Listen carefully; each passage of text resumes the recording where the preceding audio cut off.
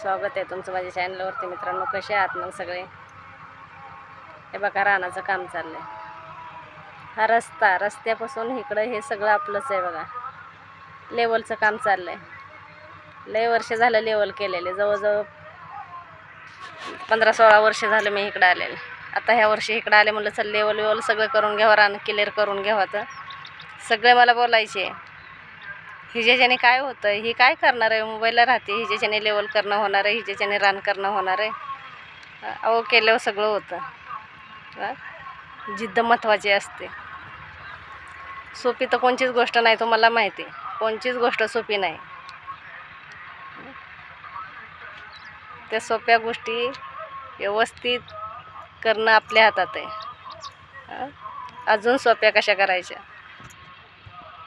कष्ट केलेलं मी रानात पहिल्यापासून. मी शेतकऱ्याचीच मुलगी आहे. पहिल्यापासून कष्ट केलेलं आहे मी. मला काय वाटत नाही कष्टाचं. म्हणायचे मुंबईला राहते, मुंबईहून इकडं कशी येणार, आणि एवढं शेती करायचं हँडल होणार आहे का तुमच्याच्याने? पण नाही झालं सगळं. टाईम आहे अजून, दिसन तुम्हाला. पण बसते जरा.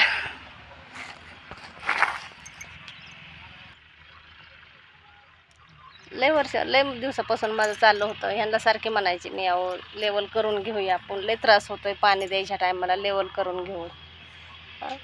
हे ऐकतच नसायचे. जाऊन दे म्हणायचे, राहू दे म्हणायचे. काय लेवल करायचे, बघूत होईन तसं होईल. नाही म्हणलं ह्यावेळेस लेवल करायची म्हणजे करायची, सगळं व्यवस्थितच करायचे म्हणलं. त्यांना हट्टच केला मी. नाही म्हणलं आज यावेळेस रान व्यवस्थितच करायचं म्हणलं. काय खर्च होईन ते हो दे, एकदाच खर्च होईन ना, काय बार तर नाही खर्च होणार नाही. बघूत म्हणलं.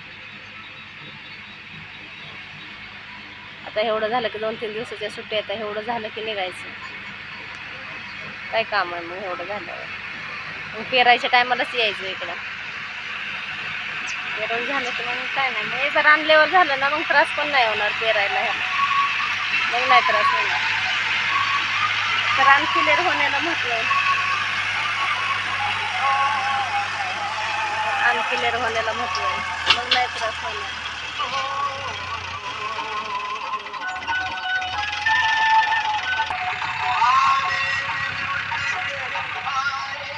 काही घरापासली माती चालवलेली खाली नदीकडं, तिकडं त्या नदीपर्यंत आपलंच आहे. तिकडं ते झाडं दिसतात ना मोठे मोठे, तिकडं नदी आहे. नदीपर्यंत आपलंच आहे. मी गेले नाही तिकडं. लय ऊन आहे, लय गरम होतंय. घराच्या बाहेर निघू वाटत नाही. आता थोडं शिरवळ पडल्यावाने झालंय. ऊन नाही जावं तेव्हा बाहेर निघले व्हिडिओ बनवायला. आता लय गरम होतंय, नको झालंय या गरमीने. झालं आता आजच्या दिवस, आज होऊन जाईल काम. गुरुवारी नाही, शनिवारी रविवारी निघन इथून. थांबू वाटत नाही मला इथं. मी काम कधी होईन त्याची वाट बघत बसते. नको झालंय थांबायचं.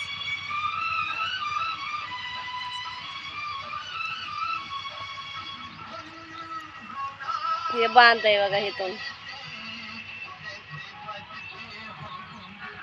हे ह्याच्यात वावर गेलेलं आहे, रस्त्यामध्ये वावर गेलेलं आहे. हे इकडं हे आपल्याच वावरातून रस्ता आहे. पलीकडच्या साईडनं आले का पलीकडचं पण रान क्लिअर करायचं. हे आपल्या वावरातूनच रस्ता गेलेला आहे. ते काय करता येत नाही तिथं. चाललंय पण त्याची पण आता खटपट चाललेली. बघू आता काय होईल ते होईल. पण जे आपल्या ताब्यात आहे तेवढं तर नीट करून घेतलं पाहिजे ना.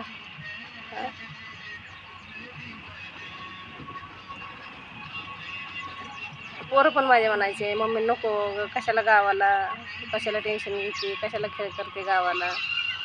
पोरांना काय समजतंय. माझं कसं, मी कोणाचं ऐकत नाही. मला कोणाचं ऐकायला नाही आवडत. मी माझ्या मनानेच करीत असते.